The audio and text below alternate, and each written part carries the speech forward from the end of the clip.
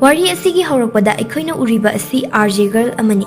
Angakpa amadi tabada kiningai oiraba khonjel puthokpa jat-jat ki wari redio da numidangi matamda libagi mawongni. Masigi nupi macha asigi mamingna Candy kawi. Candy na mahaki listener amadi magi wari bu thawai yauna tariba singda hairami. Madudi karigumba aigi wari asida kiba fawba miyoi singna redio asi muthatpiyo. Aina liga dauriba wari asi taraba matungda tumthaba yadaba suyai. Numidangi matamni Candy matomtani studio da leiriba. Mahangna urami Jack kauba nupa amana mangonda lipstick ama tharaglami haiba. Candy nasu lipstick adugi machu color adu yamna pamlami. Maduda sunatana madugi mathakta Jack na Candy ki khonjel adubu yamna phajai haina thagalami. Candy na mahaki ahanba first wari adu lipstick adu taina liba horakhi. Candy na nupi macha amagi wari liba horakhi. Mi amata leitaba samas amada nupi macha amaga magi mapuroiba makhoi ani khakta leiba mafam amani. Mafam aduda leiriba yung khudimak chap manana sai adubu kanamata su leiramde ihang hanglami mamangai dadi nupi macha adu photography gi business ama tawjarami adubu magi business adu marai chai thakre mahangna tawba yaba chanaba thabak amata leiramde adumak oiduna su magi mapuroibadi thabak macha ama khak tawjarami adubu thabak adu su yamna luba aruba oibana maram oiraga makhoi ani hingbada yamna warami Madugi maramna makhoi ani paisa yamna changloidaba mafam amada khallaga hinglami leirami. Madugi akoibada leiriba nupi macha adu naitom tabagumna masada fawba horakhi. Yenglubada akoiba aduda kanasu leiramde. Nongma mahangna ayung hawalakpa matamda lamhui kara urami. Lamhui sing adu fatta haudi langthokpamdagi chananaba machinjak thirami.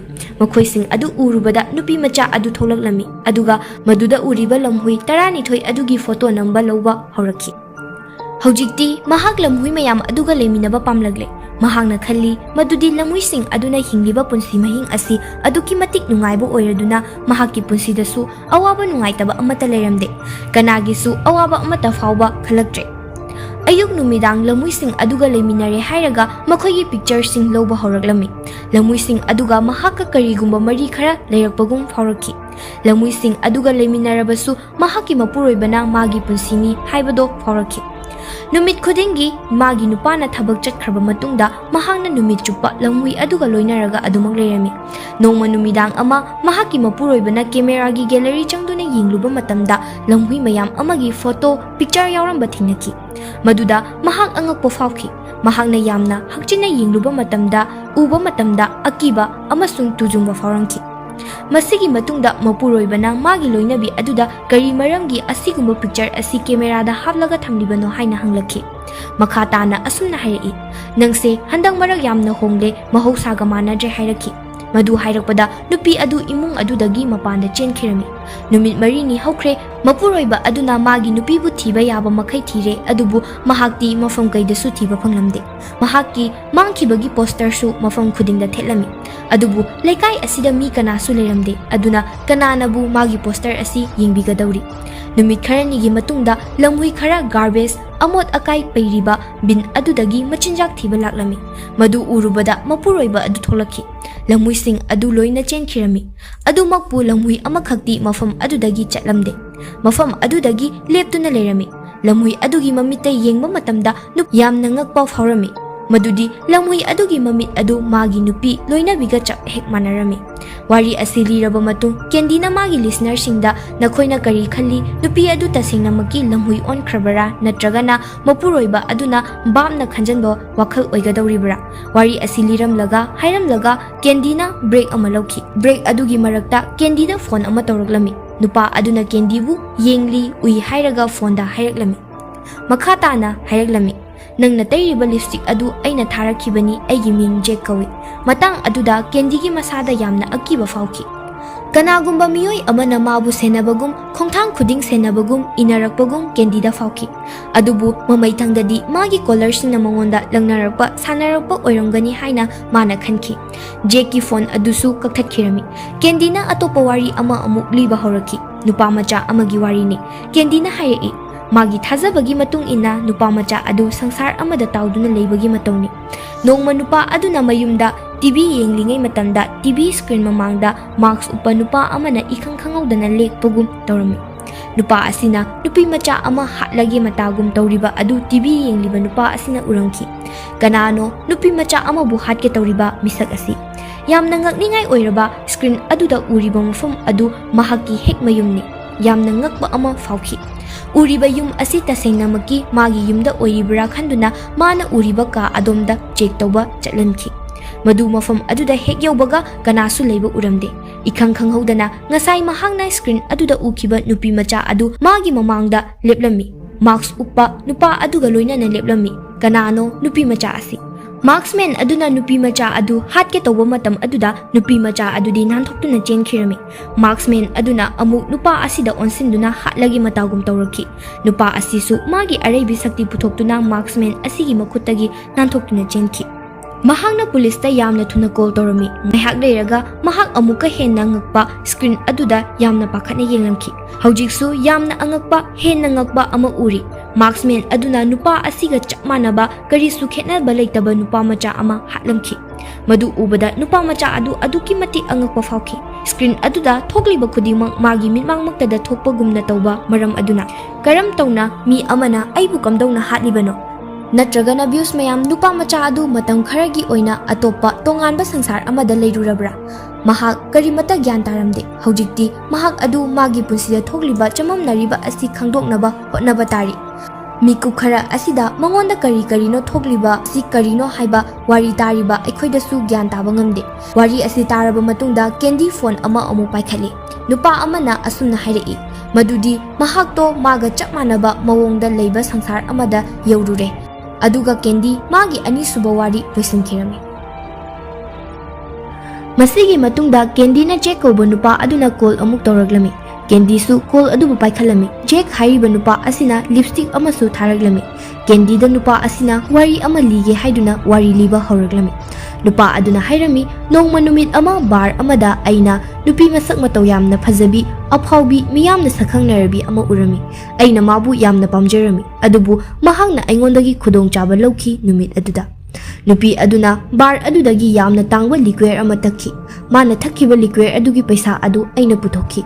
Aduga nupi aduna aibu apangbasiduna laknaramduna magi marup singaloinana chenkhi. Adubu mana aingondagi lawkhibase liquor ama khaktani. Adubu paisa adudi aina yamna wana tha ahum changna tanjarakpa senphamni. Candy na wari asi taraba matungda hairaglami. Oh adudi nupa adu nang oire. Masina takpadi Jack hariba nupa asina liriba wari asi Candy ga Jack ka thengnakibagi wari ama oirami. Wari sing adu taraba matungda Candy na Jack ta ngakpiyu haiba haijarami. Adubu Jack na yaroi aina nangbu irailai na hekta ngakpiba ngamloi haujik nangna paisa sing adu loinamak singgadabani. Asumna hairamlaga Jack ki call adu thamkhirami. Masigi matungda atopa caller ama call laktuna magi wari liba horaglami. Caller asina hospital amada asengba thokhiba wari ama liraglami.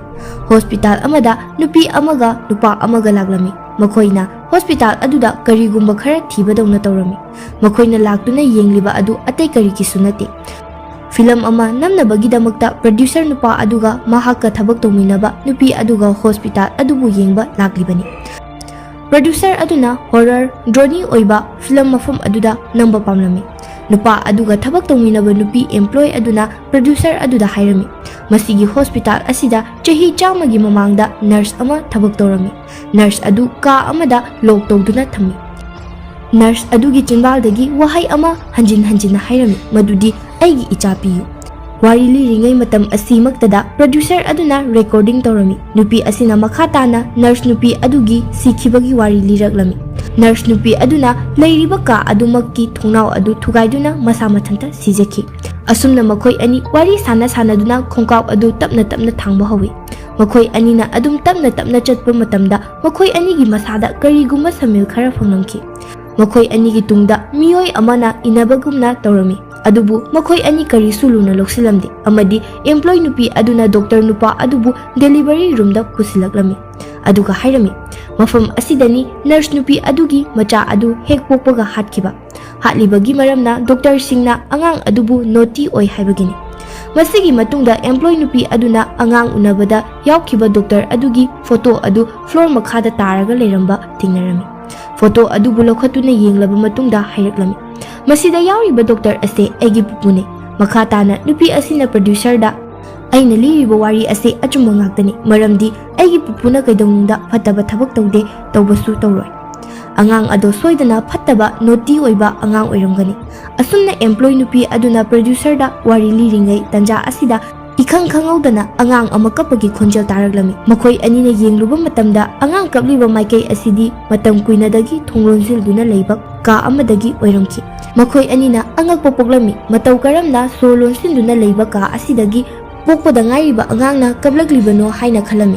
Masidagi makhoi anina khangle kabliba angang asi afaba angang nate haiba. Khonglei thuna mafam asidagi chenkige haina tawba matamda makhoi anina leiriba ka adugi thong adu masa matumta gam launa thinjinkhirami. Tanja asida producer gi tunglomdagi nupi gi phibam dongna tawba adma amana producer nupa asibu hatlage haibagi matagumna attack tawba horaglami. Employee nupi asidi tawriba sing adu ubada asuki matikirami amasung kanna su lauramki. Aikhoibu yumda amukta chalhanbiyu haina makha tana nupi asina nang kanano thongsi amta hangdokbiyu haina su laurami. Tanja asida nupi asigi mamangda laidi ama tholaklami. Asumna leiringai employee nupi asigi tungdagi yamna kiningai oiraba khonjelda aigi icha piyu haiba wahi asi nasol pingna taraglami. Employee nupi asidi khonjel adu tarubada masa pumba khangpre khanglamki. Aikhoina khangle employee nupi asina producer nupa aduda likhiba wari sing adu asingba mag thokhibani haiba. Nupi asinasu nahankai matamdadi wari khakta takhibani adubu ngasidi tasengna minmangda uri.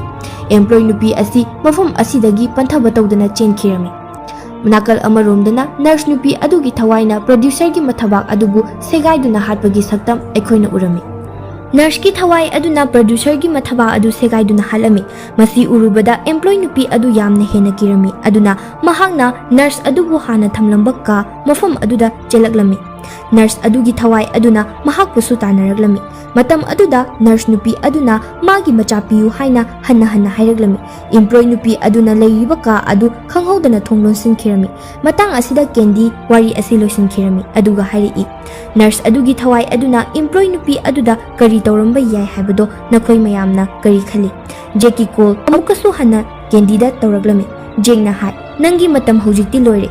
Nangna tawruba asoiba adugi pap phangnanaba sem sajaro. Kendi Jeki wari adu tabada yamna kiraduna khudakta police ta call tawki. Adubu Jeki kendina leiriba studio manungda changlaklami. Makhut amada yugi bottle makhut amadana singjang pairaga leplami. Kendina yamna kiraduna bathroom da chensin khirami aduga thonglon silami. Jengna hairei ngasidi nang aingondagi nanthokna chatpa ngamloi. Ngasidi nangi aroiba numit aduni bathroom gi mapanda jengna lepladuna kendida hairei madudi nang mayamda wari mayam ama lidaine chumbro taw ngasidi aina nawonda wari ama lige jengna kendida machin manaw nupi anigi maramda hairami machin manaw animak adu doctor ngaktani atopa saharda leiba mamabu unaba makhoi ani car tongduna laklami yamna thengba ahingi matamni manaw nupi aduna thoriba car adu khamlaga lambida leiba dukan amadagi karigumba khita leinaba kumthakhirami adubu mana changsillaga yengluba matamdadi dukan adu thonglonduna lerami jairak aduda car ama dukan manakta laklaga khamlami mache aduna tawriba khudingmak lamna urami yamna munnasu yenglami nupa ama car adudagi thoraklaga manaw nupi aduga wari khara sanabadu urami car adugi maning thangba sitta nupi ama masada ipung taitayriba adu mabu mateng pangbiyu haina tawbagi mawong adu urami manaw nupi amadi nupi aduga konana faraga pukhraboi haina khanduna mache aduna car adugi matungda yamna kanna tanaraglami mache aduna khanki nupa aduna sit maningda uriba nupi adu hananaba tawribani khanki khudakta police ta call tawki mache adugi dhyan khudingmak phone da lekhibana magi car aduna nupa adugi car aduda thingjinki aduna maram oiraga nupa adugi car adu achauba u amada thingjinki aduga u adugi chauraba usa teglaktuna car adugi mamangi sarukta loina kaiki maduna maram oiduna car aduda yauriba makhoi loinamak siki Kargi manakta changsinduna machi aduna kargi thong adu hangdoktuna yengba matamdadi manaw nupi adugi makhutta angang macha ama pamduna leiramba ukhi matang asi wari tariba aikhoidasu yamna wakhal nungaitaba matang amani angang adu kapa leplamde adu urubada machi adu kaptuna lawkhongki matang asida machi asi gyan taragle mana kayamuk soiba thabak tawkhibage haiba adu khanglaki nupa adu kidnapper mi phaba mi nate magi mirolibi loinabi adubu hospital da pukhacharakpani